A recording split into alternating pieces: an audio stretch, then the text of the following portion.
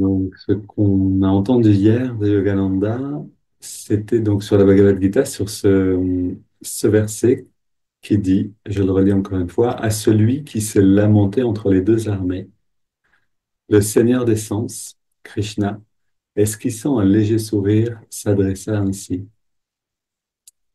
Ok, c'est juste cette phrase-là qui est commentée assez abondamment par Yogananda parce qu'elle a beaucoup d'importance. Et donc, c'est pour ceux qui veulent y trouver dans la Bhagavad Gita, c'est chapitre 2 verset 10. Arjuna et Krishna sont sur le champ de bataille.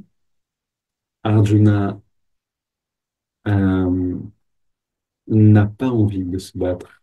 Il ne veut pas se battre contre sa propre famille.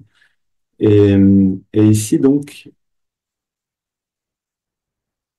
à celui qui s'est lamenté entre les deux armées, donc à celui qui, entre la décision juste et la décision qui n'est pas juste, celui qui se lamente entre ces deux décisions à prendre, le Seigneur des sens. Ici, c'est intéressant de voir que Krishna est appelé le Seigneur des sens, celui qui justement gouverne les sens. Esquissant un léger sourire, lui parle, s'adresse à lui. Et, et en effet, il y a beaucoup, beaucoup d'informations pour nous dans cette phrase. Donc, la première chose, et c'est ce qu'on a entendu hier, avant-hier aussi, c'est que on ne peut pas, donc c'est ce que dit ici Yogananda lui-même, un dévot avancé, c'est-à-dire un aspirant spirituel qui a une certaine maturité, arrive à ce moment-là, où il est entre les deux armées. Parce que tant qu'on n'est pas à ce développement-là, on ne verra pas qu'il y a des armées, en fait, on ne verra pas qu'il y a des qualités positives en nous et des qualités négatives qui s'affrontent chaque jour sur le champ de bataille du quotidien. Mais à partir du moment où on peut voir ça. Donc, ça montre qu'on a atteint une certaine conscience, une certaine perception de la vie à l'intérieur de nous. On n'est pas seulement hypnotisé par le monde, on voit ce qui se passe à l'intérieur de nous. Et, et là, on se trouve entre ces deux armées.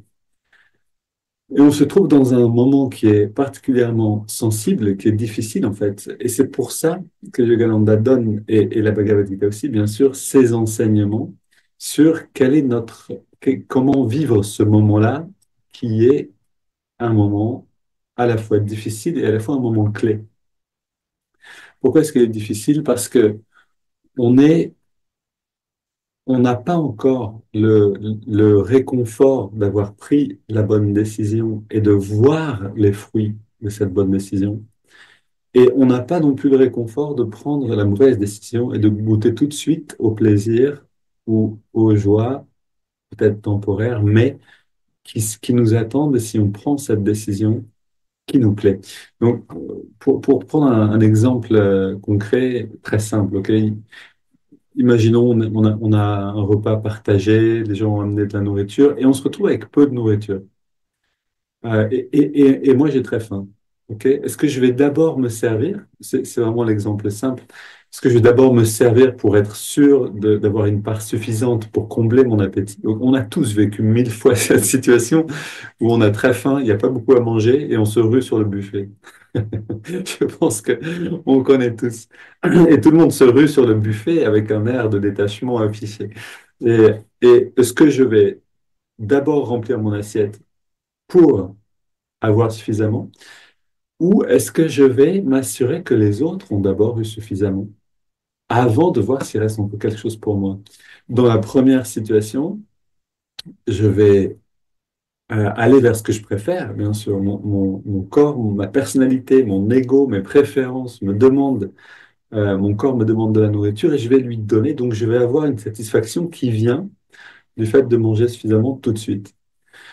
Dans la deuxième situation, je n'aurai pas cette satisfaction-là, puisque je risque de ne pas manger à ma faim sur le moment.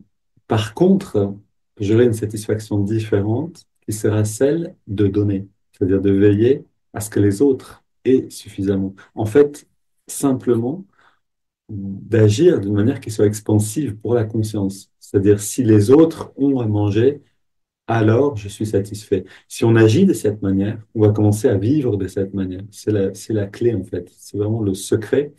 Parce que si on se dit, OK, faut que je sente la satisfaction des autres, si on essaie de le mentaliser, ça fonctionne pas. C'est ça que je veux dire. On a besoin d'aller dans l'action juste, donc de donner d'abord à l'autre alors qu'on a faim, et d'une certaine manière de le regretter un petit peu, parce qu'on aimerait bien manger, mais on le fait quand même, parce qu'on vise quelque chose de plus grand, l'expansion de la conscience. Et là, un peu plus tard, on goûte à cette joie intérieure qui nous nourrit bien plus qu'une simple assiette. Donc, c'est un exemple euh, voilà, c'est un exemple pour illustrer la chose, mais on a bien sûr 1000 exemples dans notre vie. On est constamment, en fait, entre ces deux directions. Et ce moment est donc difficile. Pourquoi? Parce que voilà, on n'a pas encore mangé l'assiette. On ne s'est pas servi de cette assiette. On va remplir avec ce qui reste pour avoir suffisamment pour nous. Donc, on n'a pas cette satisfaction-là, non? On a même la tristesse de sentir que ce ne sera pas cette assiette qu'on devrait choisir pour nous. On a une sorte de renoncement qui nous rend légèrement tristes. C'est ici ce que dit Yogananda aussi. On est dans cette tristesse-là, mais on n'a pas non plus encore pris la décision de donner, ok, pour reprendre l'exemple ici. Et donc, on n'a pas encore la satisfaction d'avoir donné, d'avoir servi et de sentir la joie et l'expansion de conscience qui en résulte. Et littéralement, ça demande un entraînement parce que au début et pendant longtemps, on peut se dire, oui, ok, il faut donner, oui, mais bon, moi, cette joie-là, je la connais pas et ça peut rester complètement étranger, en fait, à notre manière de vivre. Et je parle vraiment je peux en témoigner. Je veux dire, la première fois que j'ai vu un t-shirt imprimé par Amma, par son organisation, avec écrit «Le monde devrait savoir qu'une vie de service est possible», je me suis dit, mais pourquoi faire? Euh, Pourquoi? C'était étranger à ce que moi je connaissais. En tout cas, je le comprenais pas. C'est-à-dire, oui, mais pourquoi? Et en fait, parce que c'est là où le bonheur réside. Parce que c'est le seul endroit où le bonheur et la joie résident réellement. Mais ça, on a besoin de le goûter. Et pour le goûter, on a besoin de renoncer à se remplir d'abord l'estomac, pour reprendre cet exemple-là, pour aider à ceux qui ont faim, en fait, aider ceux qui ont faim. Donc, il y a ce moment-là et on a besoin de le passer, c'est-à-dire de réussir à prendre la bonne décision encore et encore et encore, et à renoncer à son intérêt personnel encore et encore et encore pour en faire l'expérience et que cette expérience s'imprime en nous. Ah, ah. En effet, il y a plus de satisfaction de ce côté-là. Aujourd'hui, je ne pense pas que je vais vous lire plus, mais simplement commenter un peu ce qu'on a lu hier, parce que c'est vrai que c'était beaucoup de choses. Et en fait, oui, Yogananda a une image qui est bonne pour, euh, pour faire comprendre en fait la difficulté à choisir la bonne décision, mais l'importance de le faire.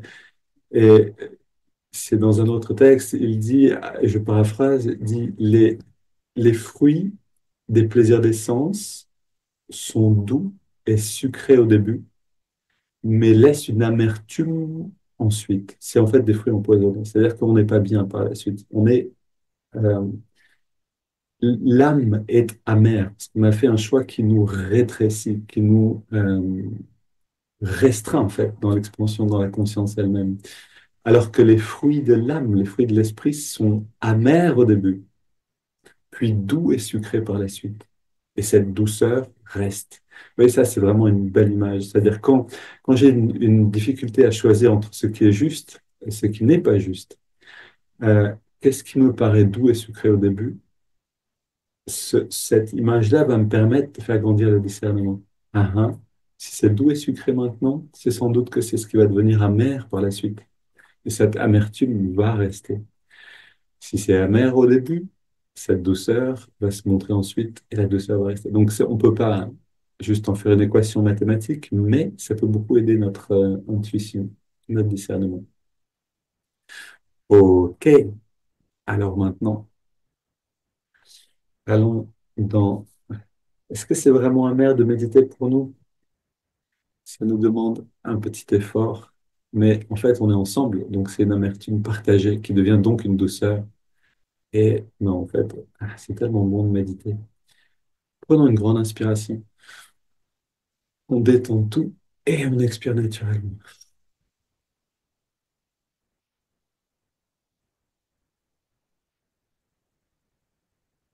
Encore une, et on expire naturellement. On sentant les muscles qui deviennent, on sentant une douceur qui s'installe dans le corps.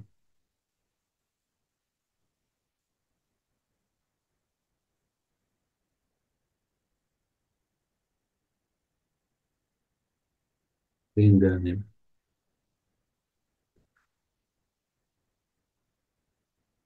Toute la profondeur de notre méditation, c'est-à-dire la douceur, en fait, qui va venir dans la méditation dépend de l'effort, donc de cette petite amertume, de cette volonté de faire l'effort nécessaire.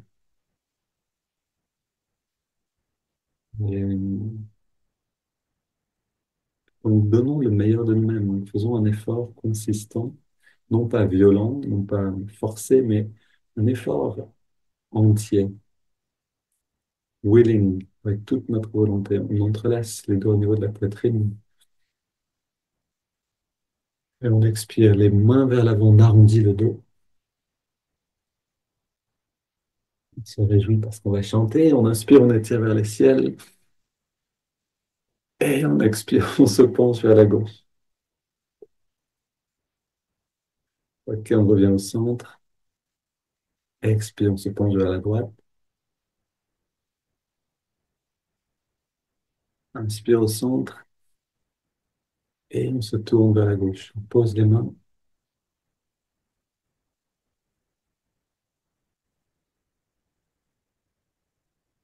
et on revient au centre. Inspire, on étire vers les ciels. Expire, on se tourne vers la droite. Même chose, le plus loin possible quand on respire.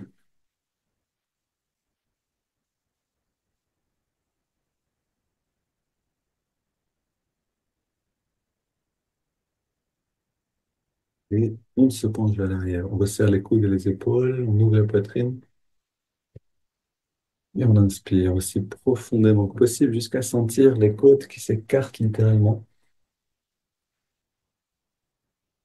Poitrine qui s'assouplit, qui s'adoucit.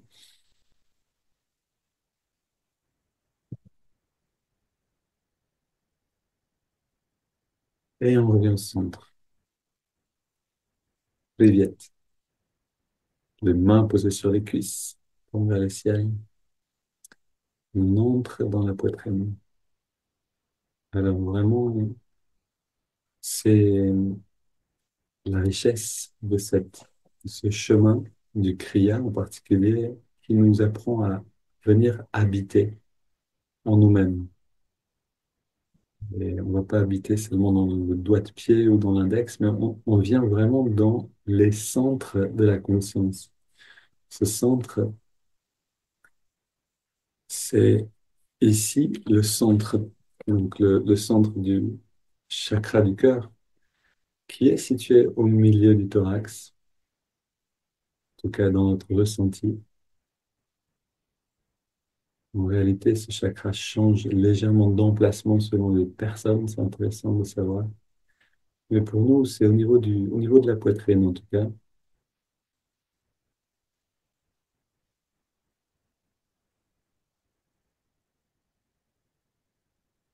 Et on s'installe dans le ressenti.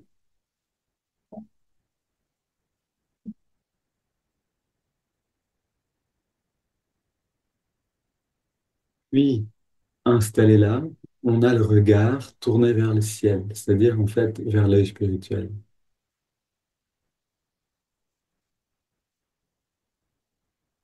On ressent ces deux espaces, poitrine, œil spirituel, le cœur et l'intuition, récepteur plutôt et l'émetteur de l'intuition. On met en contact par la conscience et on va chanter.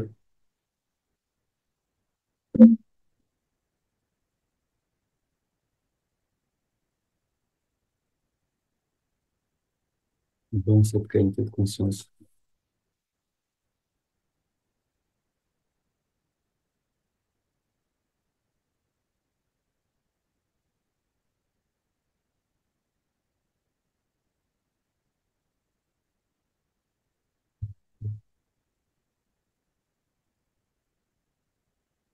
Tu es l'étoile polaire de ma vie, justement.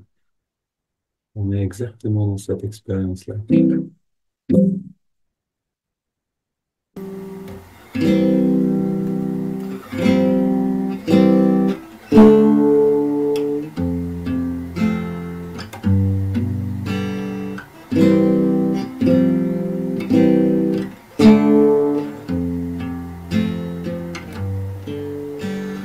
Tu es l'étoile polaire de ma vie. Tu es l'étoile polaire de ma vie. Quand la mer est sombre, les étoiles sont éteintes. Quand la mer est sombre, les étoiles sont éteintes. Je vois le chemin à travers ta grâce. Je vois le chemin à travers ta grâce. Tu es l'étoile polaire de ma vie. Tu es l'étoile polaire de ma vie. Quand la mer est sombre, les étoiles sont éteintes. Quand la mer est sombre, les étoiles sont éteintes. Je vois le chemin à travers ta grâce. Je vois le chemin à travers ta grâce. Tu es l'étoile polaire de ma vie.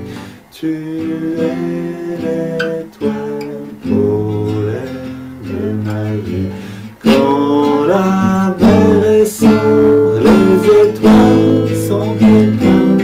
Quand la mer est sombre, les étoiles sont éteintes. Je vois le chemin à travers ta grâce. Je vois le chemin à travers ta grâce. Tu es l'étoile polaire de ma vie. Tu es l'étoile polaire de ma vie. Tu es l'étoile polaire de ma vie. Tu es l'étoile polaire de ma vie.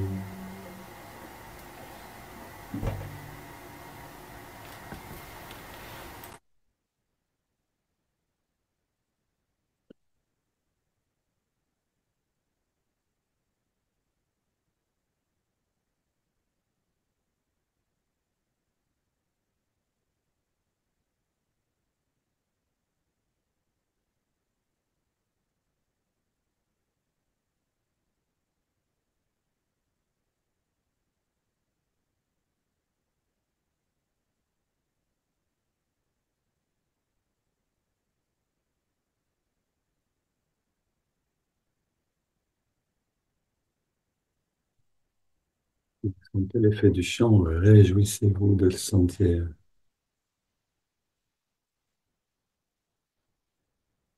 Le chant a un effet très direct sur la conscience, mais chanter, c'est tellement simple que quelquefois on doute de sa force, et pourtant, c'est peut-être la manière la plus directe de changer euh, notre état de conscience, l'endroit où on est. Prenons dans cette qualité-là, prenons une quinzaine de respirations profondes, on inspire profondément par les nez, puis on expire par la bouche.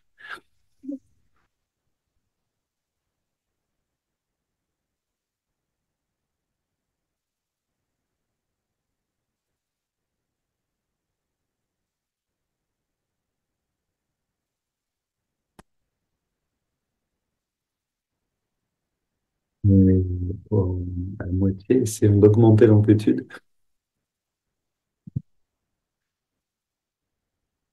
Cinq dernières,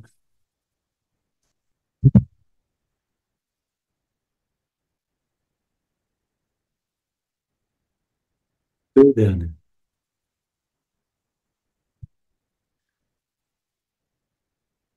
Inspire, on vide les poumons et on inspire très lentement. On inspire très très lentement et on garde l'air dedans.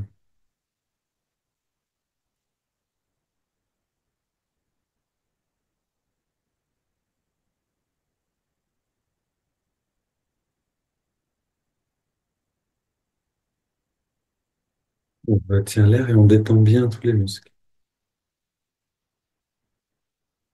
Et puis on expire en laissant l'air sortir comme un plongeur qui plonge dans la conscience elle-même. Et on arrête de respirer un instant pour sentir.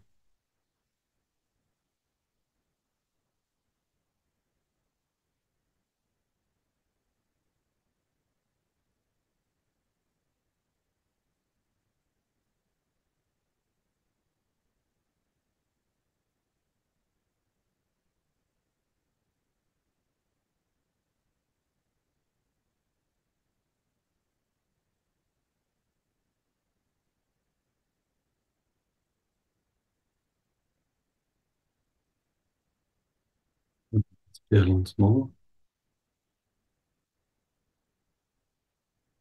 on garde l'air dedans, on rentre le ventre, on contracte le périnée, on redresse le regard un peu plus, on relâche tout et on expire.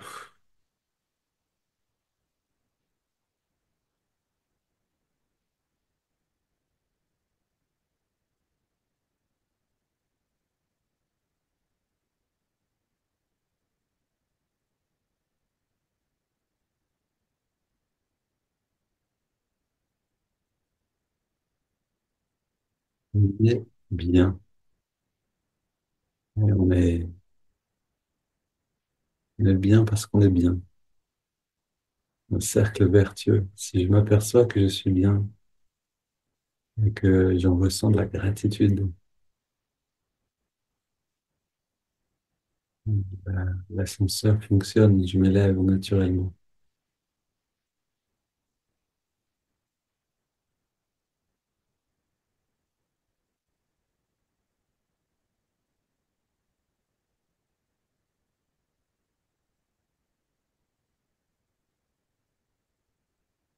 On prend une double inspiration par les narines et on serre les poings, on contracte tous les muscles. Double expire, on relâche bien. Et on recommence.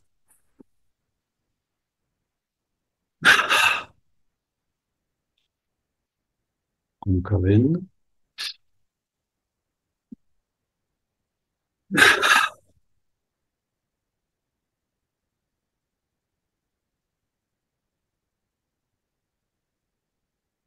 Et encore un peu plus de bien-être. En fait, ça s'arrête jamais. C'est vraiment le chemin de la méditation. De rentrer dans un bien-être qui ne s'arrête plus de grandir, de s'épanouir, de s'intensifier. C'est ce qu'on appelle la béatitude. Le bien-être devient tellement fort qu'on ne peut même plus penser, réfléchir, sentir qu'on est une personne. C'est le chemin de la méditation, l'expansion de la conscience. Maintenant, dans cette détente, on inspire par les narines sur 5 en ressentant l'énergie remonter le long de la colonne. On inspire maintenant.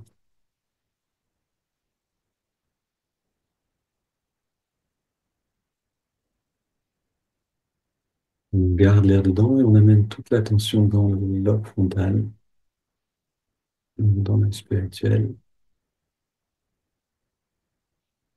Et puis on expire lentement. On sent un rayonnement de bien-être par de là-haut qui nous inonde. Inspire à nouveau.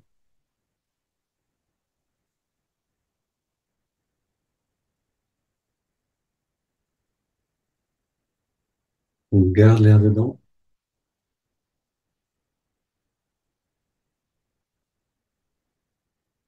Expire.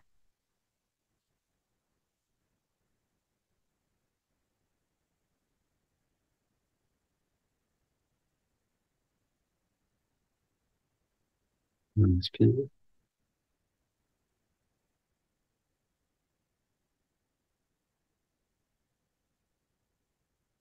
Tiens le souffle.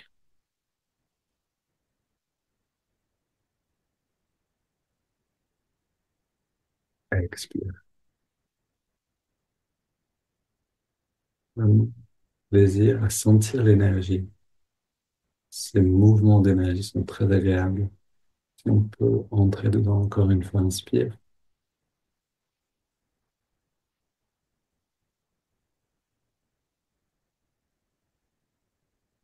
On retient le souffle.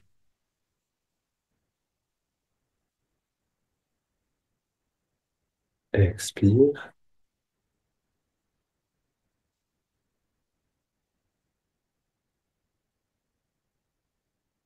Puis on prend une grande inspiration et on laisse le corps respirer de lui-même.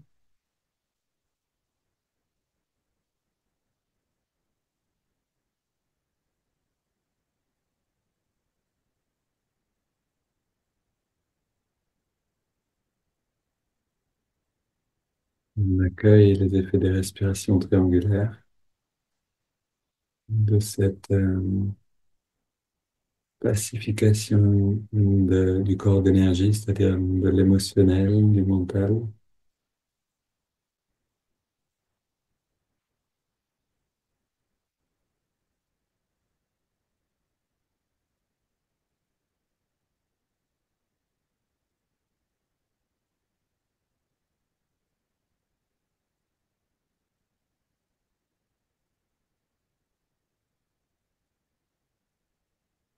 On va plus loin encore. On mène l'attention dans les narines. On ressent la fraîcheur de l'inspire, la tiédeur de l'expire.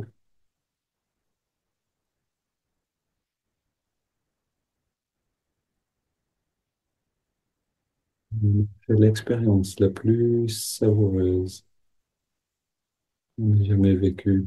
On entre dans cette expérience-là.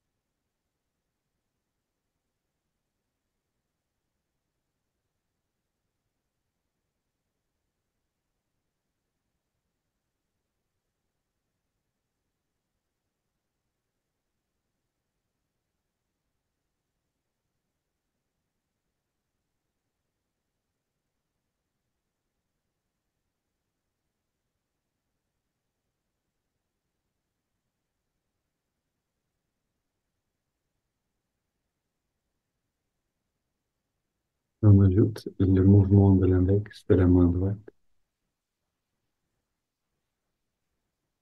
À chaque inspiration naturelle, l'index revient juste un tout petit peu vers la paume de la main. Chaque expiration naturelle, on relâche complètement l'index, mais surtout, on relâche complètement toute tension corporelle. On se détend un peu plus à chaque expiration.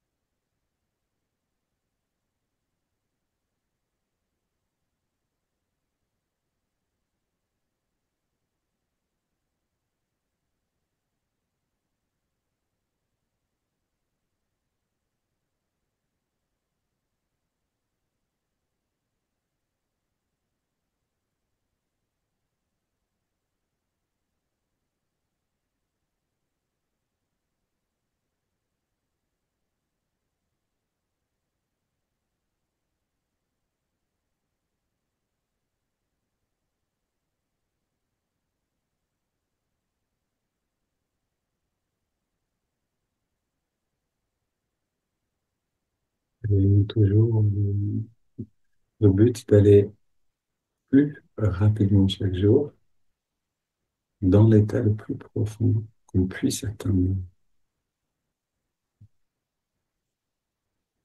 Chaque jour est un petit peu plus efficace, un peu mieux que le jour précédent.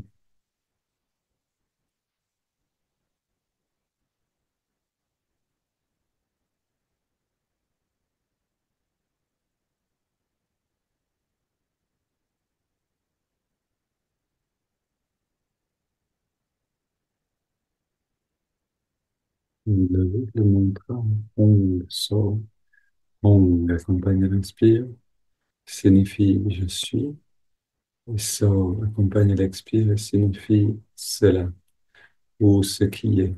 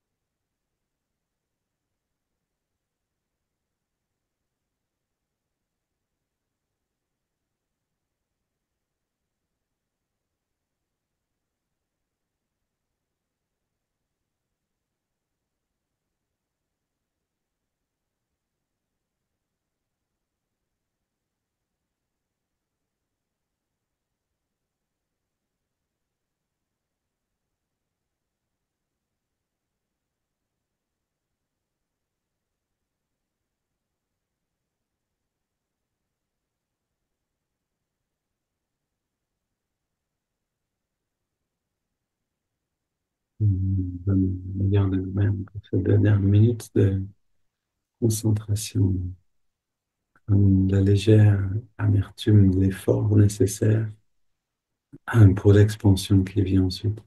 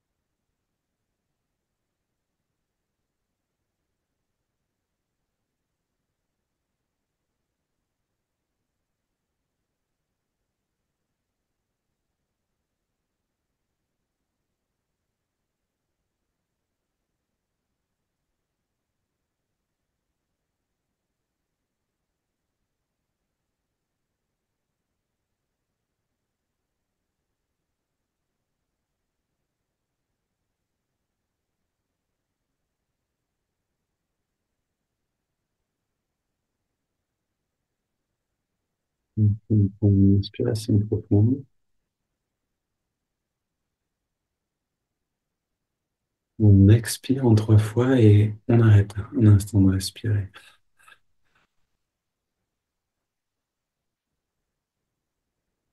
Comme si on déposait notre identité elle-même.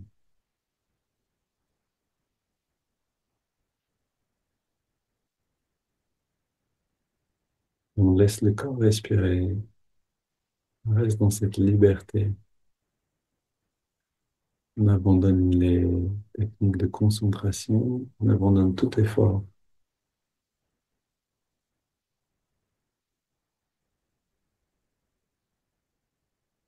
On sent et on se permet de sentir le bien-être qui est là.